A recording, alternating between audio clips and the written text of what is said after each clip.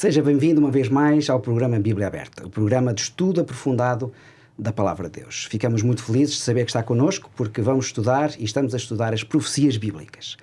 Queremos deixar um abraço muito especial a todos aqueles que nos acompanham através da MEL, no canal 186, também através do YouTube Novo Tempo Portugal, ou ainda através da rádio. É um prazer ter-vos connosco. Estamos a estudar, durante este episódio, os fundamentos para a profecia. Deus é o Criador de todas as coisas e, através do seu poder e do seu caráter, Ele governa o universo. E é com este tema em vista que apresento o painel de residentes, o pastor Pedro Esteves e a pastora Ana dos Santos. Bem-vindos. Obrigada. É um prazer ter-vos connosco desde o primeiro dia até Sempre. agora e até ao fim. Muito bem. E temos também connosco o pastor Rubem dos Santos. Olá a todos. Obrigado Olá, pela tua presença. Particularidade, Rubem, além de estudares a palavra de Deus e seres um amante das profecias bíblicas, e será muito bom ter-te connosco neste desafio, és também esposo da pastora Ana dos Santos, e é bom termos aqui um casal à minha frente, com este sorriso que vocês têm. Que Deus vos abençoe e obrigado pela vossa presença. Pastor Pedro Esteves, é por si que eu vou começar, neste que é um Fundamentos para a Profecia. Eu há pouco falei que Deus, sendo o Criador de todas as coisas, governa através do seu poder e através do seu caráter. Como é que se pode explicar este direito de Deus de governar o universo? Falando de fundamentos, seja na profecia, seja até fundamentos para a fé, é evidente que a soberania de Deus, a sua capacidade de exercer autoridade, obviamente que é um fundamento da profecia. Eu até talvez faça um pequeno parênteses primeiro para relacionar isto com este tema mais geral. No fundo, a profecia é uma palavra particular porque é uma revelação sobre coisas misteriosas ou coisas que ainda não aconteceram. E é evidente que um fundamento para crer numa palavra profética, que é um oráculo, uma revelação, esse fundamento básico é o de que Deus conhece todas as coisas. Portanto, só um Deus completamente soberano. Portanto, não é só soberano no sentido em que ele é chefe ou comanda, é soberano no sentido de todos os elementos.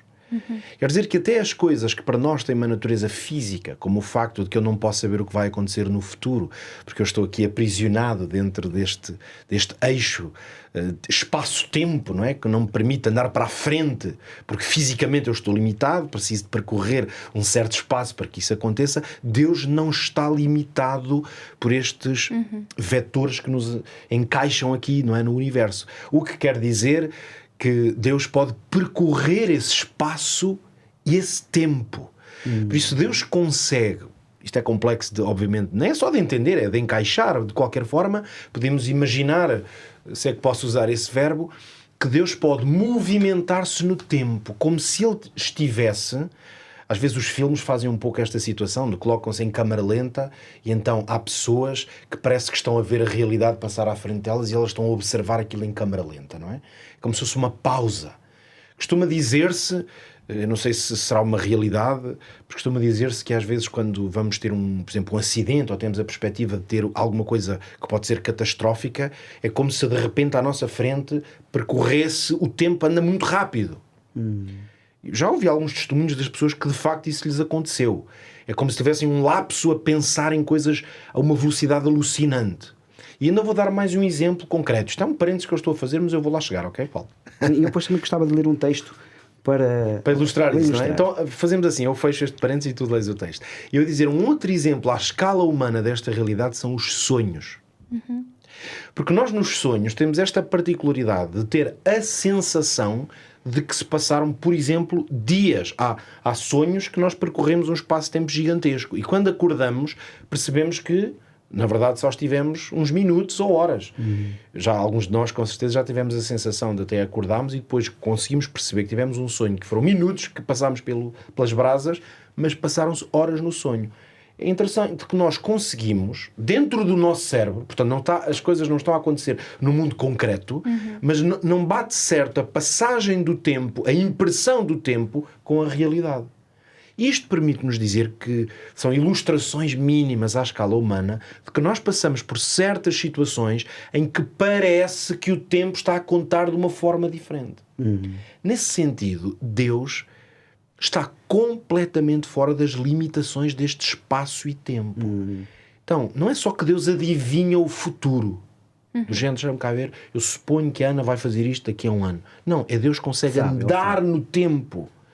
Então não há mistérios para Deus. Então a soberania de Deus está ligada ao facto, em primeiro lugar, de que Ele consegue ter conhecimento sobre todas as coisas. Por isso é que a profecia, para Deus, não é um ato de adivinhação.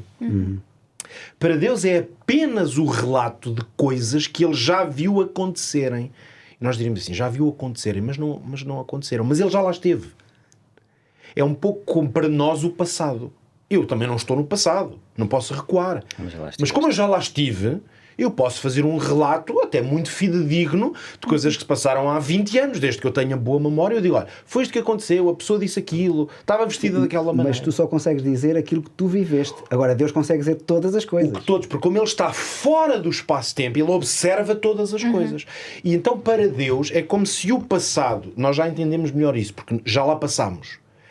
Para Deus, o passado e o futuro são iguais, uma vez que Ele se move fora destes eixos. Por isso é que a palavra profética, este é o ponto onde eu quero chegar, a revelação profética para Deus é apenas a indicação de uma coisa que Ele já conhece. Mas lá Vamos está, aí tem a ver com também o fato de ser Criador, porque em Apocalipse 4:11 diz assim: digno és, Senhor, de receber glória, honra e poder, porque tu criaste todas as coisas e por tua vontade são e foram criadas. É isso. A soberania de Deus, obviamente, está ligada ao facto de que Ele é o autor de todas as coisas e, portanto, elas estão debaixo do seu controlo. É interessante pensar no seguinte, a ideia de que Deus está no controlo e que é o Criador de todas as coisas, acho que carece ainda de alguma coisa um pouco mais profunda. É claro que a Bíblia diz que no princípio Deus criou os céus e a terra, o que quer dizer que tudo o que nós podemos observar, ou que nem é sequer observável por nós, vem dele. Mas há esta dimensão de Deus ser autoexistente. Eu até penso que aqui no Bíblia, noutras temporadas deste programa já devo ter falado disto, porque é um tema que realmente me fascina muito, que é esta ideia de que Deus é o único ser que não é dependente de nada. Por isso é que Ele é soberano sobre todas as outras coisas. E nesse sentido, Deus é um ser único. Ou seja, não existe nenhum da sua espécie. Aliás, esta é a verdadeira explicação, do ponto de vista até etimológico, para a ideia de que Deus é santo. Ou seja, é exclusivo, aquela ideia de separação, mas é a separação total, porque não há nada nem ninguém à volta dele, em todo o universo, que possa ser comparável. Em que sentido? O facto de Deus não ser nem criado, nem precisar de condições para existir, torna-o autoexistente. Aliás, esse é o grande segredo por trás do grande título de Deus, o Eu Sou. Que é o autoexistente. Existe por mim mesmo. Existe em si mesmo. Aliás, a raiz da palavra hebraica, precisamente quando Deus diz eu sou a Moisés, é precisamente respirar. É ar. E o sentido é de que Deus respira por Ele próprio. Como Ele respira por Ele próprio, Ele não depende de ir buscar o ar fora dele.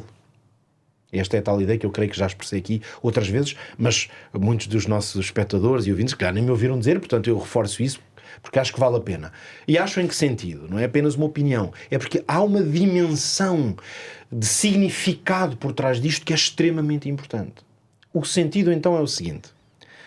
Nós, seres criados, somos totalmente dependentes de um conjunto de condições. Na ausência dessas condições, nós cessamos de existir. É por isso que, do ponto de vista, se quiserem, filosófico, pode discutir-se sequer se nós somos. Uma vez que nós não existimos, por nós dependemos de um conjunto de circunstâncias. Era possível que, neste momento, desaparecessem um conjunto de circunstâncias à nossa volta e nós, enquanto seres, desaparecíamos imediatamente. Bastava que a proporção de oxigênio ou a proporção de certos gases dentro desta sala mudasse por exemplo, alguém injetasse aqui outros gases e a nossa vida acabava. Porquê? Porque nós nem pensamos nisto, mas nós estamos totalmente dependentes de que fora de nós haja uma proporção de gases tão finamente controlada que nos permite viver. Se essas condições se alterarem, nós já não somos. Então, nós aí podemos conectar-nos com o que diz o Gênesis, que nós fomos feitos ou tornámo-nos almas viventes ou seres vivos. Tornámo-nos. Então, qual é a diferença entre Deus e todos os outros seres? Deus é, nós tornámo-nos. Ele tem essência, nós recebemos capacidade de estar vivos. Então, o meu ponto aqui é que o direito de governar que Deus tem não é um direito. Porque um direito é uma coisa que se concede. É uma característica. É uma virtude inata. Deus existe porque Ele não depende de qualquer outro critério ou condição para existir. Todos os outros, todos, literalmente todos, anjos, seres humanos, anjos, seres vivos de toda a espécie e até o universo, porque também tem leis, por exemplo, condições matemáticas e físicas altamente afinadas, se todo esse substrato desaparecesse, todos os seres desapareceriam. Então Deus governa não porque alguém lhe tenha concedido o direito, mas porque esse direito é-lhe inato. A conclusão prática, e termino com isto, se quisermos prática, ou que nos implica a nós, é que afirmar isto tem a maravilha de significar que nós existimos porque Deus quis. Sem dúvida. Deus é o único, termino com isto, Paulo. Deus é o único ser que, em certo sentido, não precisou nem foi desejado por ninguém, porque Ele tem autoexistência. Nós fomos desejados, fomos pensados.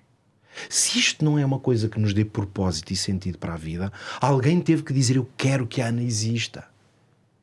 Ou alguém teve que dizer: eu quero criar as condições para que o ser humano possa existir. Foi Deus que fez isto tudo. Por isso Ele tem direito a governar.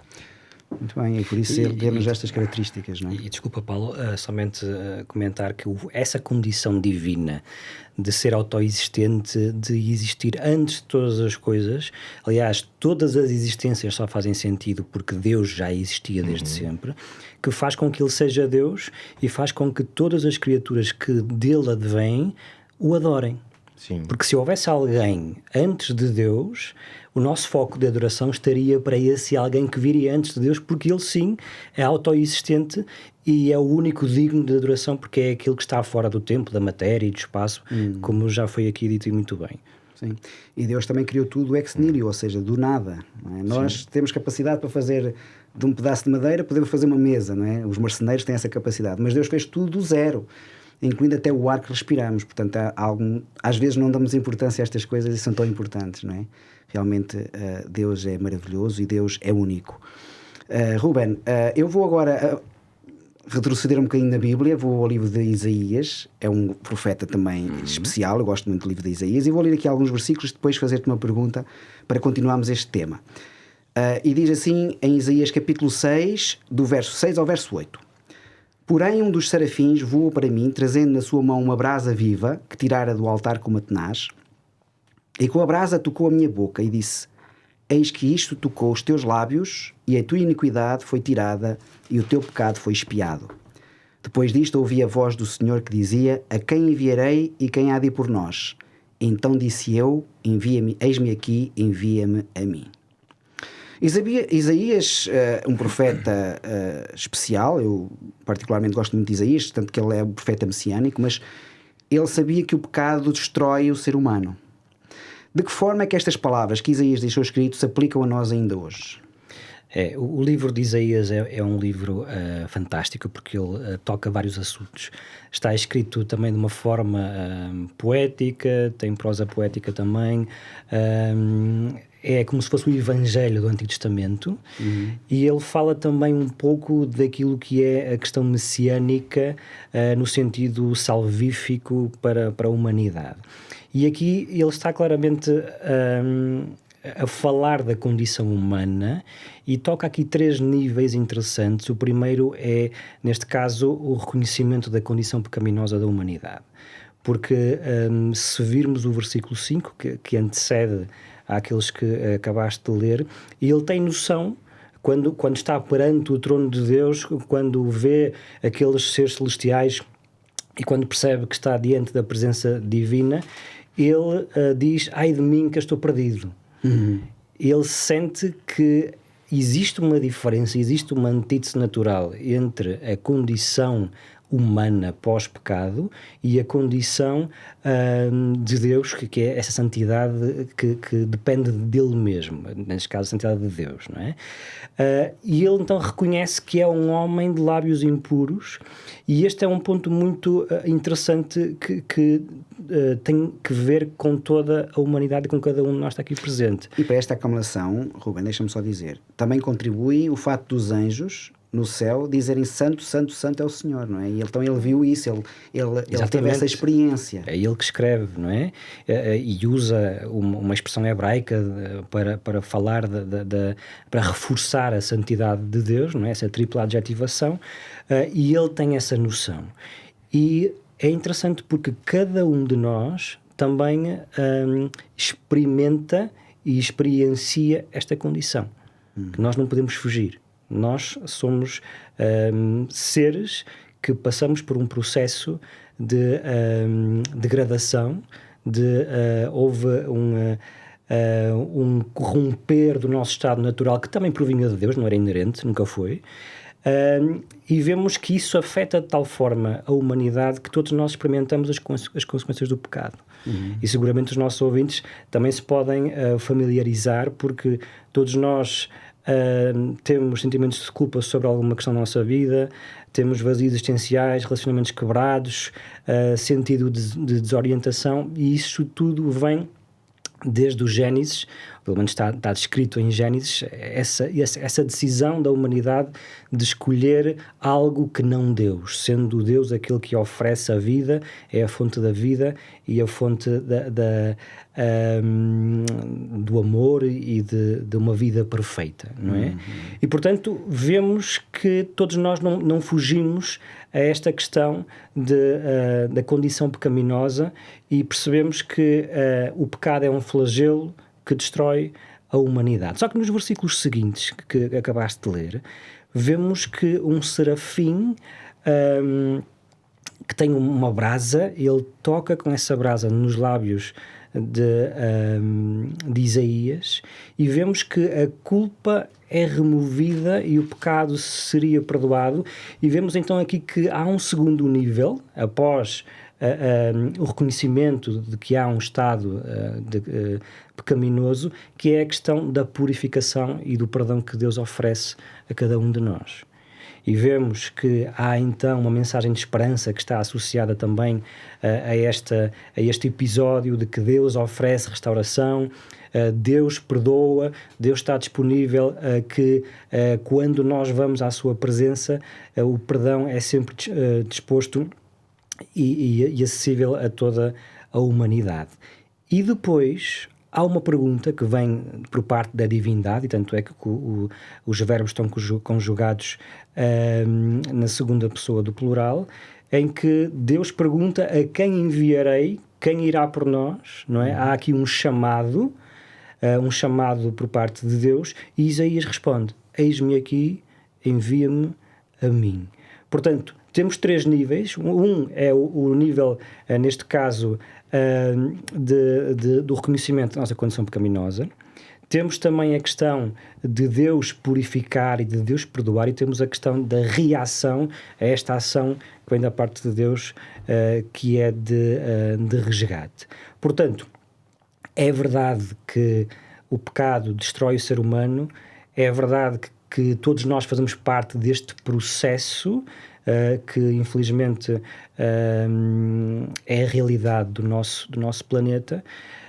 No entanto, para esta condição de pecado que destrói, para este flagelo, há também uma solução, que é dada pela vontade de Deus de purificar, de resgatar, e podemos também dar uma resposta a esta postura de Deus de nos querer purificar, que é entregando também a nossa vida a Ele, e estarmos dispostos depois de sermos chamados, de aceitar este chamado e também de fazermos parte deste processo de buscar outras pessoas a serem resgatadas para um plano existencial diferente, mais feliz, e era aquilo que era o plano original de Deus para cada criatura, que era viver no expoente máximo da sua realização, no expoente máximo da sua experiência humana, que era a felicidade eterna. Sim.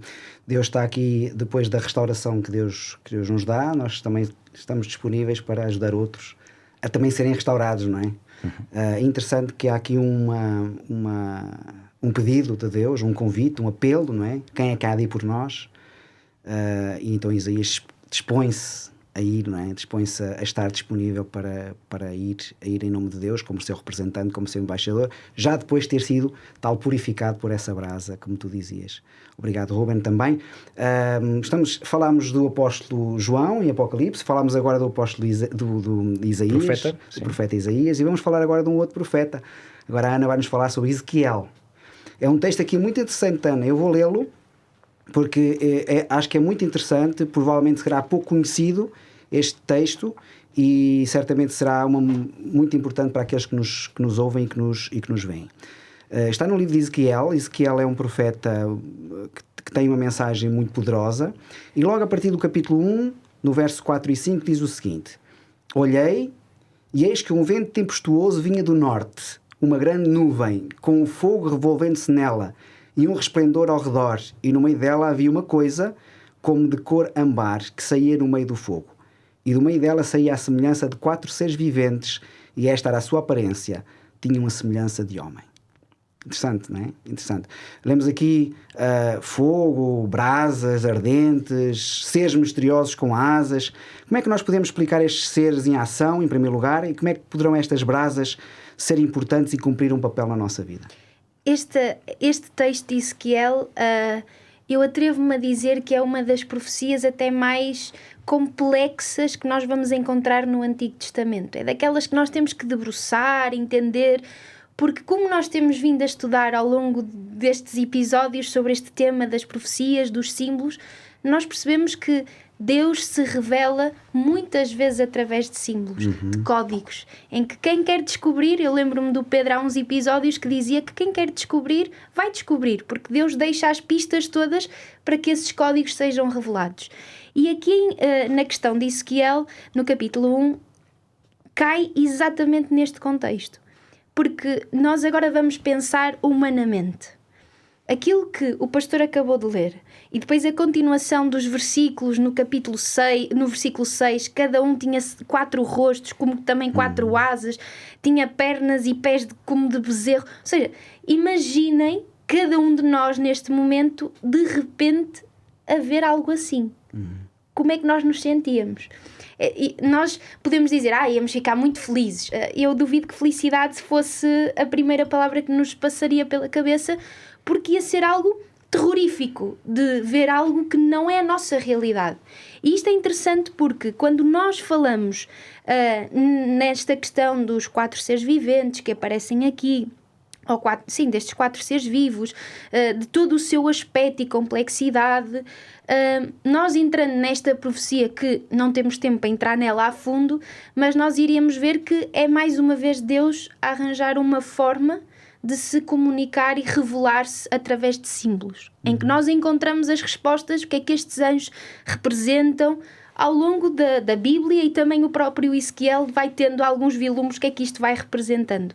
Mas é muito interessante esta profecia, e pegando naquilo que o Pedro falou, que o Ruben falou, da soberania do governo de Deus, da purificação destes níveis que ainda agora o Ruben falava, da condição do ser humano, nós aqui conseguimos entender algo muito interessante em relação a Ezequiel, ao povo de Israel e a nós hoje. Porque o capítulo 1 vai começar com algo muito específico por parte de Ezequiel. É uma descrição cronológica e temporal muito detalhada para este evento, para esta profecia. Nós encontramos também por exemplo, o caso de Daniel também é muito específico no seu relato profético de aquilo que ele vê. Ele escreve no dia X, no ano X, do rei tal, do imperador tal. E é interessante porque aqui com Ezequiel vamos encontrar exatamente a mesma coisa. Aconteceu no 30º ano, no 5º dia do 4º mês, que estando eu no meio dos exilados, junto ao rio Quebar, se abriram os céus e eu tive visões de Deus. E agora vai entrar o panorama profético todo e Ezequiel vai relatar o que vê. Mas é interessante porque quando nós analisamos, nós vamos encontrar algo que é: quem revela a Ezequiel todas estas coisas é Deus. O seu espírito inspira-o, revela a ele ver estas coisas. Mas o mais importante desta visão, que vai para o povo de Israel de então, que estavam exilados, uma parte já, é nós percebermos que esta visão, para além de mostrar seres complexos e que até nos aterrorizam um pouco de imaginar, mais do que isso, que são símbolos, é percebermos o que é que isso vai representar de forma concreta. Deus está simplesmente a mostrar o seu poder supremo que há muito teria sido esquecido. Deus está a mostrar como está a intervir nos assuntos e nos governantes terrenos e que Deus, apesar de tudo isso, ainda exerce um domínio, porque Ele é o soberano do universo. Então nós, se analisássemos toda esta profecia, nós íamos chegar a esta conclusão, que é a principal conclusão de tudo o resto que poderíamos tirar, é que Deus exerce o seu domínio. E quando nós passamos para a nossa parte e esta ação que estes seres têm, e também as brasas e etc., nós vamos perceber que, da mesma forma que em Isaías as brasas, o fogo purifica, transforma, no caso de Ezequiel vai tocar na mesma área de transformação, de purificação, de entendimento de que Deus está acima de todas as coisas. E é interessante porque o poder de Deus, há muito pelo povo de Israel, tinha sido esquecido. E Ezequiel vive a consequência desse esquecimento da soberania. E muitas vezes nós, hoje, nós também podemos nos esquecer de que vivemos num mundo que, apesar de todas as coisas que acontecem, Deus está acima de todas elas. Deus é o soberano. Deus continua a guiar e orientar todas as coisas. E, acima de tudo, Deus, da mesma forma que estes anjos que nós depois vamos perceber em Ezequiel capítulo 10, que estes seres são anjos, vamos perceber como é que eles se manifestam, o motivo deles se manifestarem, mas o verdadeiro e principal objetivo continua a ser o mesmo. É que nós possamos encontrar o soberano e que possamos estar dispostos a trabalhar pelo soberano. Estarmos dispostos a que Ele nos purifique, o fogo, as brasas de Isaías, estarmos dispostos a que Ele se manifeste na nossa vida, a nuvem que vem do norte, e nós poderíamos analisar cada símbolo de que Deus usa o norte, porque no norte vinha coisas más. É interessante, para um israelita, do norte vinha coisas más. Vinha o Império Assírio, vinham os caldeus, os babilónicos, e Deus está a dizer, do norte também vêm coisas boas. E mais do que tudo vem a soberania e o poder de Deus. Eu acho que em termos práticos para nós hoje é isso. Que Deus quer trabalhar na nossa vida, purificar-nos, manifestar-se, revelar-se a nós e ter o mesmo impacto que teve em Ezequiel e demonstrar o seu poder e a sua glória também hoje no nosso dia-a-dia. Este Deus que criou todas as coisas, que governa o universo, que depois da criação houve aqui uma desvirtuação daquilo que foi a criação de Deus, mas é a restauração. Há aqui uma esperança que é a restauração e Deus quer restaurar os seres humanos à sua imagem, não é? Muito bem, meus amigos, vamos fazer um curto intervalo e já voltamos. TV Novo Tempo, o canal do sábado, o canal da esperança. Temos connosco, eu tenho comigo aqui esta revista, este manual, o manual Deus Me Ouve, é um manual muito interessante sobre o nosso relacionamento com Deus. E este manual será uma bênção para a sua vida. Aqui neste manual você pode aprender como orar, como falar com Deus, como se relacionar com Deus e como receber da parte de Deus esta restauração que Deus quer fazer na sua vida, tal como aquela que nós estamos aqui a falar. E por isso, só tem que enviar uma mensagem para o 933-939291, 933-939291 e pedir este manual que é completamente gratuito. Seja para si, para a sua família, para os seus amigos, pode contactar-nos para receber este manual, que certamente será uma bênção na sua vida. Estamos a estudar os fundamentos das profecias. Falámos um pouco sobre esta questão do Deus Criador, Deus que governa todas as coisas, pelo seu poder, pelo seu caráter, também da restauração que Deus quer fazer no ser humano e na resposta que depois o ser humano dará a essa restauração de Deus. Mas, Pedro, temos aqui um outro tema que dentro desta linha eu gostaria que nós falássemos. Tem a ver com o livro de Números, capítulo 2, e eu vou ler aqui algumas passagens bíblicas, o versículo 1 e o versículo 2, e depois o versículo 34, para falarmos um pouquinho sobre isto. E diz então assim no número 2, Números capítulo 2: Falou o Senhor a Moisés e a Arão, dizendo: Os filhos de Israel assentarão as suas tendas, cada um debaixo das suas bandeiras, segundo as insígnias da casa dos seus pais. Ao redor, defronte da tenda da congregação, assentarão as suas tendas. E os filhos de Israel fizeram conforme tudo o que o Senhor ordenara a Moisés. Assim assentaram o arraial segundo as suas bandeiras, e assim marcharam, cada qual segundo as suas gerações, segundo a casa dos seus pais. Então, aqui Deus foi bem específico, bem preciso a Moisés, não é, daquilo que eles deviam fazer, que era a disposição do povo em redor do santuário.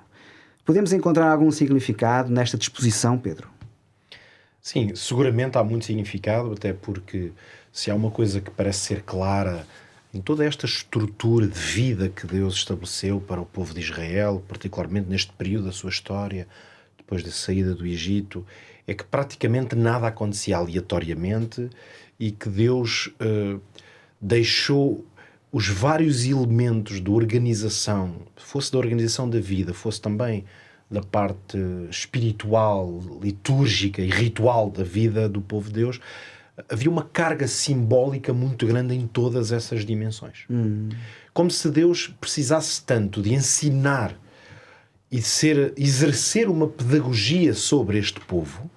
Lembremos que era um povo que vinha, de facto, de gerações já, 400 anos, que tinham estado ali no Egito, em grande parte desse tempo debaixo de um jugo, claro, de escravatura, que fez com que o povo tivesse perdido um conjunto de referências muito importantes. E é nesta fase da vida do povo de Israel em que passamos, se quisermos recuar para trás desses 400 anos, temos um sistema patriarcal, portanto com uma estrutura, obviamente, que se baseava na revelação que Deus dava diretamente aos chefes, aos líderes dessas famílias, aos patriarcas, e agora voltamos estes séculos para a frente e agora Deus tem um povo de milhões de pessoas para orientar. Portanto, nas suas várias dimensões, estamos a falar de uma necessidade de pedagogia, de correção, de disciplina, de orientação, nos vários níveis da vida, que é completamente distinta do que nós temos até ali. Por isso é que no livro do Êxodo nós parece que estamos a falar de uma realidade e no livro do Gênesis de outra totalmente distinta. Porque a história é contínua, mas na perspectiva da Bíblia e da forma como a Bíblia e o cânon da Bíblia está escrito, estamos a falar de dois livros. E neste sentido, Êxodo dá-nos então a forma como Deus vai começar a estruturar. Claro que aqui lemos isto em números, sim, porque é em números que está essa descrição, mas do ponto de vista cronológico é como se estivéssemos em Êxodo. Aliás, sim, eu já vou ler aqui uns textos de Êxodo, ou seja, é quando Deus então começa a estruturar realmente a vida do povo. Ou seja, o ponto aqui é dizer que Deus identificou um conjunto de necessidades específicas para que este povo fosse guiado com sabedoria, com instrução. E é aí que aparece, no caso, aqui a proposta é olharmos para este facto, um pouco inusitado, podíamos dizer, que é o que é que tem a ver a maneira como este povo foi organizado em tendas à volta do santuário. E, de facto, há aqui um conjunto de lições que podemos retirar e eu gostava ainda de explorar aqui algumas. Eu vou começar pela mais importante, embora talvez até gostava de deixá-la para o fim, mas depois posso não ter tempo, não é? Então vamos começar pelo mais importante, porque se não sobrar tempo, então que seja para o que não é tão relevante. O que é que está em causa então aqui? É a centralidade do santuário, porque o santuário representa a presença de Deus no meio do seu povo. Sim, é Êxodo 25, não é? Que diz? Exatamente. Deus está no meio, quer estar no meio do povo. Em Êxodo 25:8, me farão um santuário e eu habitarei no meio deles. Esta expressão, aliás, no meio, é uma expressão muito interessante. Vou fazer aqui uma pequena conexão. É um termo que é utilizado no profeta Ezequiel, quando ele fala da rebelia do diabo no céu, quando dá essa revelação, e diz que no interior ou no meio do coração de Lúcifer é que se encontrou violência. E o termo é o mesmo. Quer dizer que a ligação entre estes dois factos é que é muito relevante o que é que está no centro. O texto lá em Ezequiel diz que foi no centro do teu ser, que é no meio ou no interior, se achou violência. Ou seja, se achou uma vontade de luta, de batalha contra Deus. Portanto, Deus foi substituído.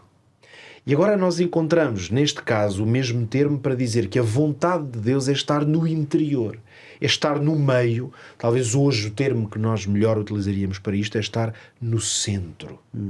Então, esta disposição em que o santuário, que temos que sempre lembrar, que não apenas representa, que no caso era, até do ponto de vista físico, havia uma manifestação divina que ali se dava, tanto que Deus disse a Moisés que quando quisesse falar com ele, lá dentro do santuário ele ia manifestar-se, o que significa que o povo tinha uma consciência profunda e até neste caso visível de que ali Deus estava presente, Deus manifestava-se. Então o povo estava meticulosamente organizado em redor do tabernáculo, num sentido, e agora vou conectar até com a reflexão que eu fazia aqui há pouco na minha primeira pergunta, este sentido de que a dependência de Deus tem que ser ensinada e tem que ser vivida.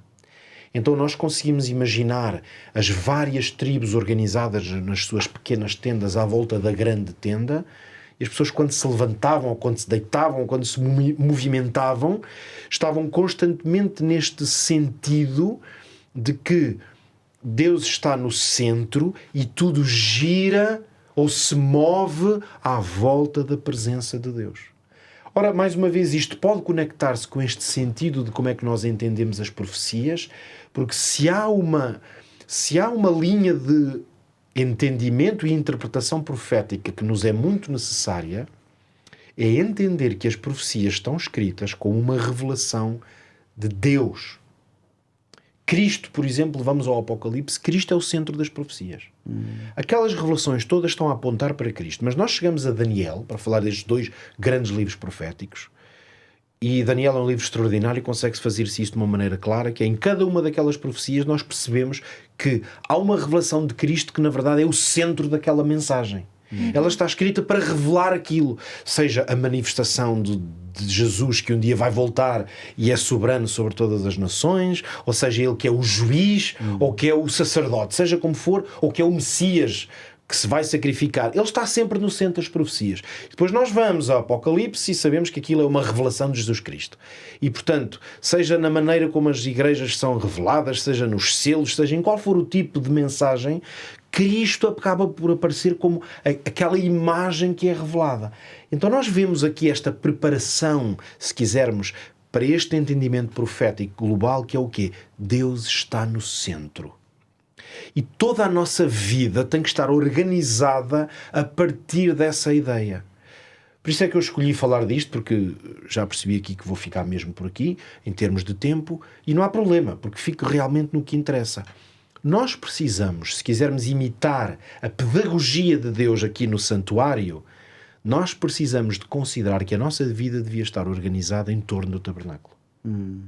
E agora não estamos a falar de geografia ou da maneira como construímos as nossas casas, ou se elas estão voltadas para um lugar qualquer, num lugar santo. Não tem nada a ver com isso. Tem a ver com a maneira como nós organizamos a nossa vida, qual é o papel de Deus na nossa vida. Por vezes nós podemos correr o risco de ser pessoas que organizam a sua vida à volta da carreira. Há pessoas que organizam tudo à volta da carreira. A carreira que elas construíram, seja porque amam aquela área da vida, seja porque sentem uma vocação, seja porque for. A carreira delas é o centro. Então, quando nós fazemos isto, na prática, o que é que depois fazemos a seguir? Organizamos a nossa vida à volta da nossa carreira.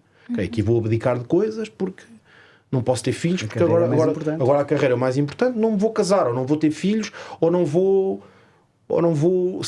sentir um chamado da parte de Deus, não vou poder responder agora. Não agora, Senhor, não me envie já agora, para ir a voltar a Isaías, porque agora não posso, estou na minha carreira. Pode haver pessoas que é o bem-estar físico, pode ser o conforto ou até dinheiro, digamos, posses materiais. Isso não tem a ver diretamente com carreira. Às vezes podemos abdicar de uma coisa que é, em termos de carreira, melhor para ganhar mais dinheiro noutra, não é? Mas há pessoas que põem os bens materiais, o sucesso material à frente de tudo. Para algumas pessoas pode ser a família, num certo sentido. E aqui estamos a falar de uma coisa muito melhor para estar no centro do que outras. Mas ainda assim, se nós colocarmos a nossa família ou até os nossos filhos no centro, significa que nós vamos fazer tudo girar à volta disto. Ora, qual é, se quisermos, um resumo bem resumido de qual é a mensagem central da palavra de Deus? É de que se nós colocarmos Deus no centro, nós não temos que abdicar das outras. Nós vamos organizar as outras a partir desse polo que vai dar sentido. E creio que esta simples questão da maneira como o povo se organizava no santuário é uma excelente ilustração de como Deus nos chama a organizar a nossa própria vida. Sim, e Jesus disse isso mesmo, Pedro. É verdade. Jesus disse: buscar primeiro o reino de Deus e a sua justiça, e todas as coisas vos serão acrescentadas. Então há um centro e as outras coisas à volta terão o seu lugar. É verdade. E mesmo o facto de Deus estar no centro, e mesmo o próprio nome do tabernáculo, era uma tentativa de Deus buscar uma relação que se tinha perdido com a entrada do pecado. Porque o facto de Deus estar implica relação. E o facto de estar no meio, que é a palavra que depois se vai buscar em Ezequiel, é a palavra interior, quando surge a violência nele, é a palavra toque. Deus quer estar no meio dos nossos problemas, quer estar no meio da nossa vida, quer estar no meio de tudo aquilo que se passa connosco, e isto revela não um Deus distante, não um Deus que está tão longe que não se pode achar, mas um Deus que quer estar presente nas coisas mínimas da nossa vida. Claro, muito bem, é isso mesmo. Deus no centro, não é? Deus tem que ser o primeiro e todas as outras coisas vêm a seguir, não é? Portanto, se Deus estiver no centro, Ele vai nos ajudar certamente a colocar as prioridades por ordem correta. Ruben, estamos a falar mesmo desse texto em Ezequiel, e se calhar a partir de agora falaríamos um bocadinho sobre isso, não é? O Pedro aqui ressaltou aqui alguns aspectos. O primeiro aspecto, o mais importante, foi a questão do interior. Falou-nos também deste querubim, deste Lúcifer, que se revoltou no céu. Eu vou ler este texto e depois falaremos um pouquinho sobre ele. Em Ezequiel 28, versículo 14 ao versículo 17, diz o seguinte: Tu eras querubim ungido para proteger, e te estabeleci no monte santo de Deus. No meio das pedras afogueadas andavas. Perfeito eras nos teus caminhos, desde o dia em que foste criado, até que se achou a iniquidade em ti. Na multidão do teu comércio se encheu o teu interior de violência, e tu pecaste.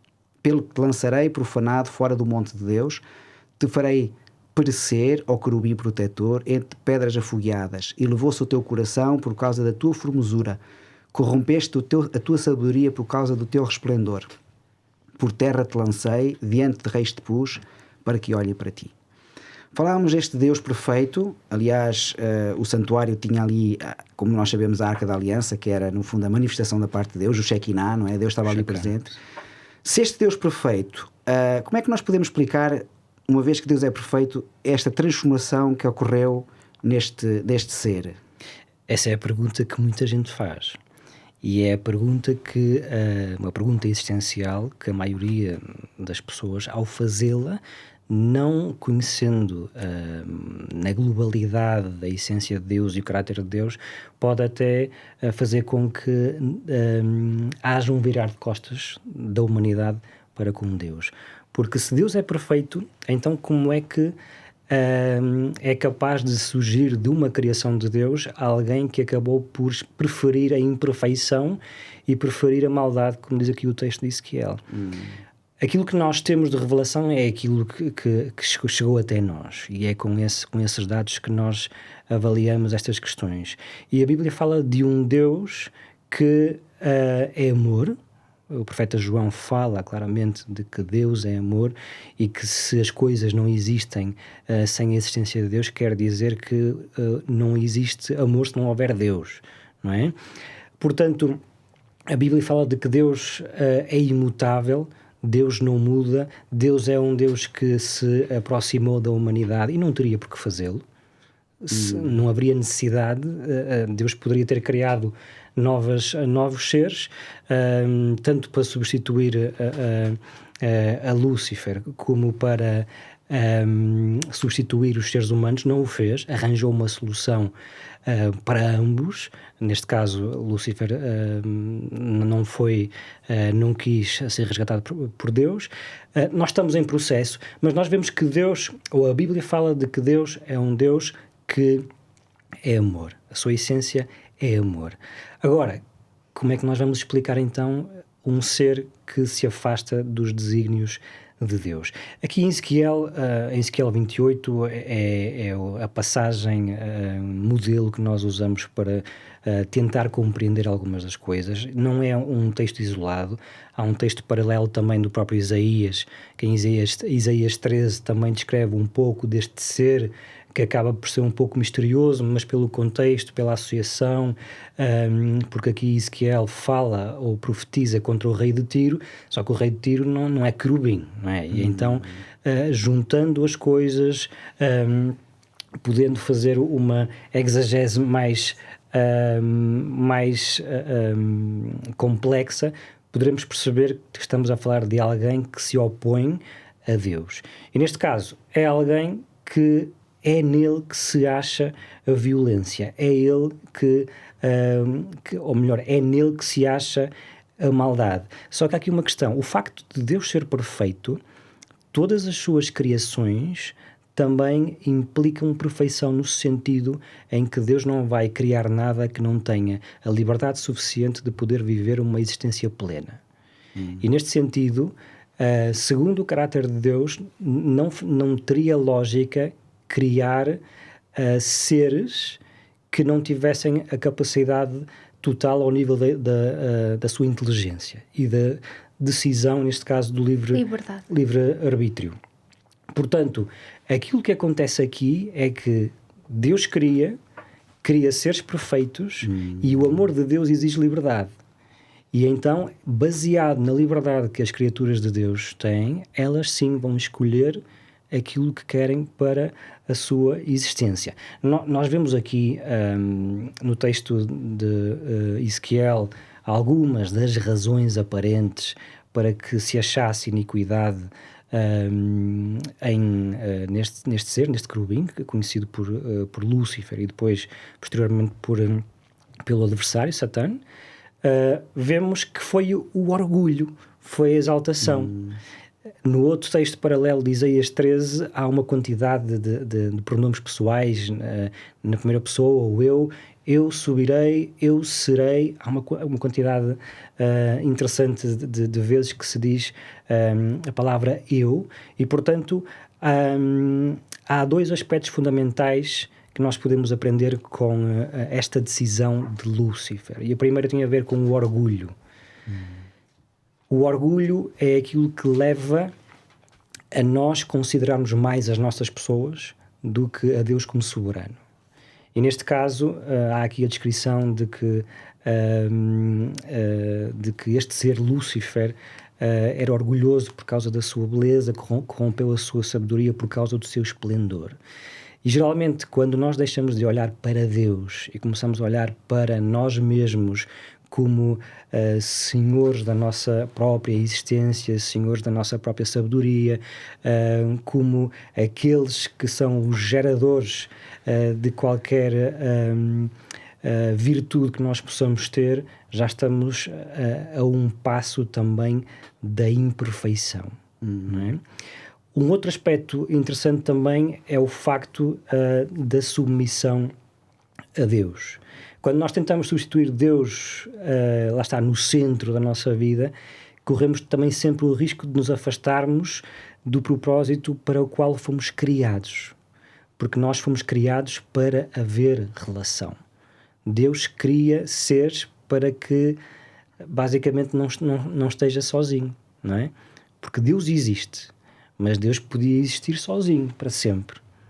No entanto, Ele cria porque é um Deus que gosta de experimentar a companhia das suas criaturas. É um Deus de relacionamentos. E a única forma de, neste caso, pensando novamente na questão do porquê Lúcifer se ter rebelado e ter escolhido a maldade, porque também é essa questão. Então, se Deus cria Lúcifer e Lúcifer prefere o mal, quer dizer que de alguma forma o mal é criado por Deus. E as pessoas podem pensar desta forma. Mas assim como a morte não é de criação divina, a maldade também não é de criação divina, mas é sim a ausência dos valores que existem desde sempre, que estão associados ao caráter de Deus. E então, neste sentido, Deus, e com o seu caráter, ele cria criaturas ou seres perfeitos, e seres perfeitos só podem existir se tiverem a capacidade de eleição, a capacidade de escolher. E o amor de Deus demanda liberdade também. Senão seríamos robôs e não teríamos o porquê de amar a Deus sequer, porque seríamos obrigados. E mais do que o mal é mais do que negar valores. O mal é negar o próprio Deus. E nós somos seres finitos que não conseguimos explicar como é que um ser perfeito negou o próprio Deus. Nós que sabemos que há liberdade, nós percebemos a questão do livre-arbítrio e foi uma decisão consciente de Lúcifer. Mas nós percebemos que nesse mistério, que o apóstolo Paulo vai tratar esta questão como um mistério, nós percebemos que ele decidiu, não foi negar o amor, não foi negar a amizade, ele decidiu virar costas a Deus. E Deus, que prima o seu governo pela liberdade, Deus não ia forçá-lo, apesar de tentar conquistá-lo, não ia forçá-lo a ter um relacionamento. Sim. Quando nós olhamos para este ser, Lúcifer, não é, no céu, o mistério maior ainda é como é que ele se rebelou num lugar que é totalmente perfeito. E nós vemos na Bíblia a tentação exterior, muitas vezes nós somos tentados exteriormente com algumas coisas que acontecem, mas Lúcifer teve a tentação interior. Foi dentro do seu interior que essa tentação veio, não é? E há pouco o Ruben frisou Isaías 14, que diz: subirei às alturas das nuvens e serei semelhante ao Altíssimo. O Pedro estava a falar de Cristo, Deus tem que estar no centro. Quando o nosso eu está no centro, Deus já não está. E esta é uma tragédia para nós, porque quando nós colocamos o nosso próprio eu no centro da nossa vida e da nossa escolha, Deus é retirado para segundo plano. E nós temos que fazer o inverso, temos que colocar Deus no centro e o nosso eu tem que sair. Por isso é que para nós a alternativa não é entre Deus e Satanás, porque ninguém escolhe Satanás, é entre Deus e eu. O nosso eu é muito forte. Essas é que são as duas alternativas. É uma luta muito forte o nosso eu. Ana, não temos tempo para a última pergunta. Apocalipse 4, num minuto podes deixar em Apocalipse 4, versículo 2 a 4, que fala de um trono que está no céu, não é? E eu gostava de perguntar, neste aspecto, em Apocalipse 4, fala-nos de um trono esplendoroso, não é? Como é que nós podemos relacionar este trono ainda com a nossa ética de vida ou estilo de vida ainda hoje? Também num minuto consegues... Não, eu vou responder e fazendo já um apelo a esta questão. Muito bem. Porque a lição o episódio desta semana foi bastante interessante, nós percebermos como Deus na realidade se manifesta e manifesta-se num governo de liberdade, manifesta-se num governo de amor, de soberania, de poder. E quando nós olhamos para Apocalipse 4, nós vamos ver esse governo de poder, de soberania, de glória. E aquilo que o João vai descrever é algo absurdamente fantástico. Nós vemos como ele, com as suas pequeninas palavras finitas, vai descrever algo maravilhoso que nem olho viu, nem ouvido ouviu, é algo fantástico. E é interessante, porque a pergunta vai-nos levar a como é que este trono muda a nossa adoração, ou como é que se relaciona com a nossa adoração, com a nossa ética de vida, com a nossa forma de viver. Em tudo. Porque quando nós assumimos que o trono de Deus está no centro da nossa vida, não está só lá em cima, não está só no universo, não está só no céu, mas está no centro da nossa vida, nós permitimos que Deus seja o soberano, todas as nossas reações, as nossas atitudes e ações vão ser de acordo com a soberania de Deus. Porque nós percebemos que há um reconhecimento que Deus é soberano em Apocalipse 4. Há humildade de quem está à volta de Deus. Há adoração contínua de quem está à sua volta. E o que é que Deus pede de nós? Exatamente aquilo que pede aos 24 que estão à sua volta, aos seres que se aproximam, aos anjos que lá estão, que nós possamos viver uma vida com humildade. Que possamos viver uma vida em que Deus seja o centro. Que a nossa adoração seja contínua e, acima de tudo, que saibamos que Deus é justo e reto. E Ele pede que nós, como seus filhos, possamos também ser justos e retos, para que os outros vejam que nós somos realmente um projeto fantástico de alguém incrível que é Deus. Graças a Deus por isso.